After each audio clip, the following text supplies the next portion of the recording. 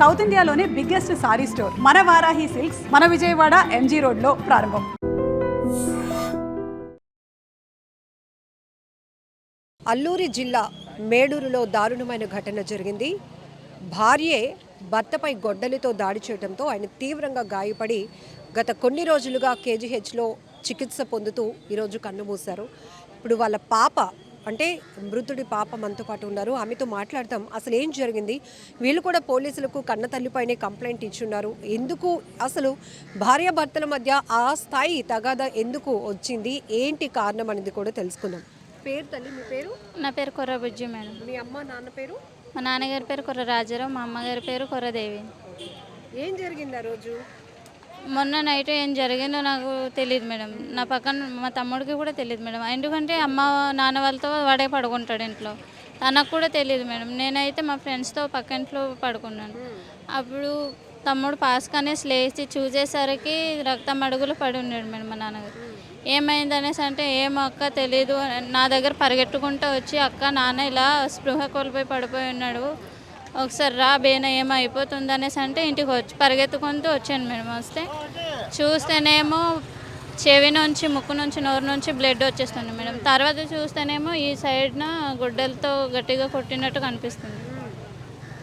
మేము ఇంటికి వెళ్ళినప్పుడు గొడ్డలి అంటే ఇప్పుడు కట్టెలు ఉంటాయి కదా మేడం, అక్కడ ఉండింది. తర్వాత చూసేసరికి అక్కడ లేదు, దాచేసింది అమ్మ.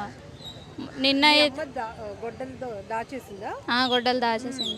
నిన్న అన్నవరం పోలీస్ వచ్చి అడిగితేనేమో అప్పుడు ఫోన్ చేసి అడిగితే వాష్రూమ్ దగ్గర ఉంది అనేసి చెప్తే అప్పుడు సార్ వాళ్ళు తీసుకున్నారు. ఇప్పుడు మీరు కంప్లైంట్ ఏమి ఇచ్చారు పోలీసులకు? కంప్లైంట్ ఫోన్ ఎక్కువగా మాట్లాడుతూ మా గురించి పట్టించుకోవట్లేదని రాశాను. ఓకే. సో ఇదే కారణం వల్ల మీ నాన్నగారు గొడవ పడుతూ ఉండేవారా? సో ఆ గొడవ పడడం వల్ల ఇంటికి ఉండకుండా ఫోన్ మాట్లాడుతూ బయట ఉంటుంది మేడం. అది ఏంట్లో ఉంటుందో తెలియదు మేడం. మేము కనిపించినప్పుడు చెప్తే మీకెందుకు అలాంటివి అనేసి మా మీద గొడవ పడుతూ ఉంటుంది మేడం. అంటే మీ కన్న తల్లేనమ్మా, సొంత తల్లేనా లేకపోతే? కన్న తల్లే. కన్న తల్లేనా? ఎంతమంది పిల్లలు మీరు? ముగ్గురు. నేను పెద్దదాన్ని. నా తర్వాత తమ్ముడు తర్వాత చెల్లి వంగసార స్కూల్ చింతపల్లి వంగసార 6th క్లాస్ చదువుతుంది. మీరేం చదువుకున్నారు? 10th కంప్లీట్ అయిపోయి మానేశాను మేడం. అంటే ఇంట్లో అలా గొడవలు అవుతూ నాన్నకు వంట చేసి ఇవ్వట్లేదు అనేసి నేను మానేశాను. మీ అమ్మ బతికే ఉంది కదా, ముగ్గురు పిల్లలు, మీ నాన్న కష్టపడుతున్నాడు, ఏంటంటే ఎందుకు పని చేయదామే? తెలియదు మేడం. చెప్తేనేమో నేనేమైనా పని చేయడానికి వచ్చానా అనేసి అలా చెప్తుంది. మేము కూడా నాకైతే పోయిన నెలలోనే రికవర్ అవ్వాను. మీ అమ్మ వయసు తెలియదు మేడం. అంచనాకైతే ఒక 42 అలా ఉంటుంది అనుకుంటున్నాను. అంటే పెళ్ళైన దగ్గర నుంచి ఇష్టం లేదా? ఈ మధ్య నాకు ఇష్టం అంటే నాకు ఇష్టం లేకుండానే పెళ్లి చేశారు. నేను ఎందుకు ఉండాలి, నాకు ఇష్టం లేని పెళ్లి చేసినప్పుడు నేను ఎందుకు కలిసి బతకాలి అనేసి, చనిపోతే వాడైనా చనిపోవాలి లేకపోతే నేనైనా చనిపోవాలి అనేసి అలా గొడవ పడుతూ ఉండేవాళ్ళు. గొడవలు జరుగుతున్నాయి. తల్లి, ముగ్గురు పిల్లలు అంటున్నావు, నువ్వే పెద్ద కూతురు కాబట్టి మొదటి నుంచి నీకు గొడవలు తెలుస్తూనే ఉంటాయి. అదొక్కటే కారణమా? అదొక ఇష్టం లేని పెళ్లి చేశారు, ఇప్పుడు ముగ్గురు పిల్లలు, భర్తకి ఈ ముగ్గురు పిల్లలకి నేను వండడానికి ఏమైనా నేను పని మనిషినా అనేది మీ అమ్మగారు ఆలోచన, అంతేనా? అవును. మళ్ళీ నా ఫోన్లో అవతల సైడ్ ఎవరు మాట్లాడుతున్నారో తెలియదు కానీ మేడం, ఆ ఫోన్లో ఎవరు మాట్లాడారో తెలీదు. తనకి గట్టిగా శిక్ష పడాలి. తన వల్లనే మేము ఇలా అయిపోయాము. తండ్రిని కోల్పోయారు. అవును. ఇప్పుడు మరి మీ కుటుంబ పోషణ ఏంటమ్మా? ఏడుపు. ఎదుగొచ్చిన పిల్లలు, ఈ తల్లి అలాంటి ప్రవర్తనతో ఉండి తండ్రి లేరు అంటే ఏడుపు. ఏం జరిగింది తల్లి? ఏం చేస్తారు మీ నాన్న? జాబ్ ఏం చేస్తారు? జాబ్ ఏం లేదు మేడం, కూలి పని చేస్తారు. కూలి పని చేస్తూ రోజు పొద్దున్న అంటే ఇప్పుడు ఆవులు కాస్తుంటారు మేడం. పొద్దునంతా ఆవులు కాయడానికి వెళ్ళేసి వచ్చి సాయంత్రం అయితే మేము వంట చేసిస్తే తింటారు, లేకపోతే అలా తనైనా వంట చేసేసి మాకైనా పెడతాడు. మేము కూడా కూలి పనికి ఈ మధ్యలో అయితే వరి కోత కాబట్టి వరి కోత కనుక్కొని వెళ్ళిపోతాం మేడం. అటు నుంచి వచ్చిన తర్వాత టైం అయిపోయింది కదా అనేసి నాన్న ముందుగా వస్తారు కాబట్టి నాన్న 4 గంటలకు వచ్చేస్తారు ఆవులు కాయడం నుంచి. ఆ టైంలో మేము రాకపోతే నాన్న వంట చేసి పెడతారు, లేకపోతే తమ్ముడు వంట చేసి. ఏం చేస్తుంది మరి మీ అమ్మ ఆ టైంలో? ఈవిడ గారి ఇంటికి ఉంటే ఫోన్ మాట్లాడడానికి అనేసి ఏ ఇంటికి వెళ్ళిపోతారో తెలియదు మేము. వరే అంటే ఇప్పుడు రైస్ అయినా పెట్టేసి వెళ్ళిపోతారు, లేకపోతే కూర అయినా పెట్టేసి వెళ్ళిపోతారు. నీకు చదువుకోవడం అంటే ఇష్టమేనా? చదువుకోవడం అంటే ఇష్టమే మేడం, కానీ ఇప్పుడు ఈ పరిస్థితుల్లో అయితే చదువుకోలేను మేడం, ఎందుకంటే తమ్ముడికి చూసుకునేవారు లేరు, తమ్ముడికి చెల్లికి. ముందు మీ అమ్మ ఉన్నప్పుడు కూడా నీకు చదువుకోవడం అంటే ఇష్టమే, కానీ అమ్మా నాన్న గొడవలు ఆడుకుంటూ ఉండడం వల్ల నీకు చదువు మానేయాల్సిన పరిస్థితి వచ్చింది. అవును మేడం. ఇప్పుడు పోలీసుల్ని ఏం న్యాయం కోరుతావు? ఒక కూతురుగా, తండ్రిని కోల్పోయిన కూతురుగా ఏమి అడుగుతున్నావు పోలీసుల్ని?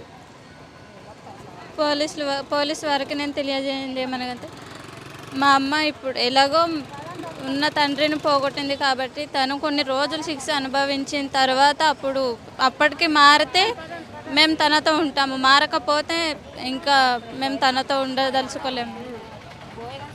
కానీ అవతల సైడ్ ఎవరైతే ఫోన్ ఎక్కువగా అంటే మా అమ్మతో మాట్లాడుతున్నారో వాళ్ళకి మాత్రమే శిక్ష పడాలి. మరి మీరు చూసుకోగలుగుతారా తమ్ముడిని చెల్లిని? చూసుకోగలుగుతాను. ఊరేనండి? నా అంత ఉన్నాడు మేడం మా తమ్ముడు. ఆకలి అంటే పొద్దున్న టిఫిన్ చేశారు కానీ ఆకలి వేస్తుంది కదా అనేసి నేనే పంపించాను మేడం. మేడూరు గ్రామం లోతుగడ్డ పంచాయతీకి సంబంధించి కొర్రాదేవి అని ఆమె తన భర్త అయిన కొర్రా రాజారావుని నిన్న ఎర్లీ అవర్స్ సుమారు 3 గంటల సమయంలో ఇంట్లో ఉన్న ఆ గొడ్డలతో ఆయన తల మీద కొట్టి గట్టిగా కొట్టడం జరిగింది. తర్వాత అక్కడి నుండి ఆ కొట్టే సందర్భంలో వాళ్ళ పిల్లలు చూసి చుట్టుపక్కల వాళ్ళందరినీ పిలవడం జరిగింది. ఆ సందర్భంలో బంధువులందరూ కూడా ఆ రాజారావుని కేజీహెచ్ హాస్పిటల్కి తీసుకొచ్చారు. ముందుగా చింతపల్లి హాస్పిటల్ తీసుకొస్తే చింతపల్లి హాస్పిటల్ వారు కేజీహెచ్కి రెఫర్ చేశారు. కేజీహెచ్లో అండర్ గోయింగ్ ట్రీట్మెంట్ ఏంటంటే ఈరోజు మార్నింగ్ చనిపోవడం జరిగింది. మాకు డెత్ ఇంటిమేషన్ ఏంటంటే ఎర్లీ మార్నింగ్ 5 o'clock రావడం జరిగింది. దాని మీద మరలా ఆయన యొక్క కూతురు డిసీజ్డ్ రాజారావు గారి కూతురు మా కంప్లైంట్ ఇవ్వడం జరిగింది. ఆమె పేరు కొర్రా బుజ్జి. కంప్లైంట్ యొక్క కంటెంట్ ఏంటంటే 20 సంవత్సరాల క్రితం వీరికి వివాహం జరిగింది. అప్పటి నుండి కూడా బాగానే అయింది, 3 పిల్లలు వీళ్ళకి. గత 3 సంవత్సరాల నుండి అమ్మాయి ఎవరైతే ఇప్పుడు ఎక్యూజ్డ్ ఉందో ఈమె పిల్లల్ని సరిగ్గా చూసుకోకపోవడం వల్ల, అలాగే బయట ఎక్కువగా ఫోన్స్ మాట్లాడడం వల్ల ఆ ఇద్దరి మధ్య చనిపోయిన వ్యక్తికి ఈమెకి భార్యాభర్తలకి తారతమ్యాలు, భేదాభిప్రాయాలు ఎక్కువైనాయి.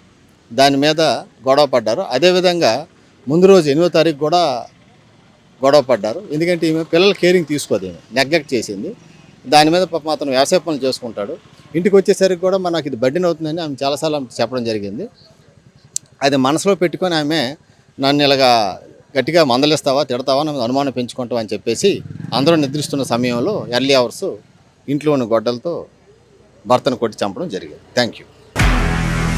నిజంగా ప్రస్తుతం ఉన్నటువంటి సమాజం దేనికి ప్రయారిటీ ఇస్తుంది? ఆర్థిక సంబంధాల చుట్టూ మాత్రమే తిరుగుతుంది. మళ్ళీ ఎన్నికలంగానే చాలా విరక్తి కలుగుతాను. మంచి అనిపిస్తుంది కదా, లేడీస్ కూడా ఛాలెంజింగ్ జాబ్స్ చేసినప్పుడు చాలా బాగుంటది. ట్రాఫిక్ అసిస్టెంట్స్ గా నియమించిన ట్రాన్స్జెండర్స్ అందరితో సాల్యూట్ చేయించుకుంటున్నారు. ఫుడ్ డెలివరీ ఇవ్వటానికి వెళ్ళినటువంటి డెలివరీ బాయ్ అనిల్ పై కళ్ళ ముందు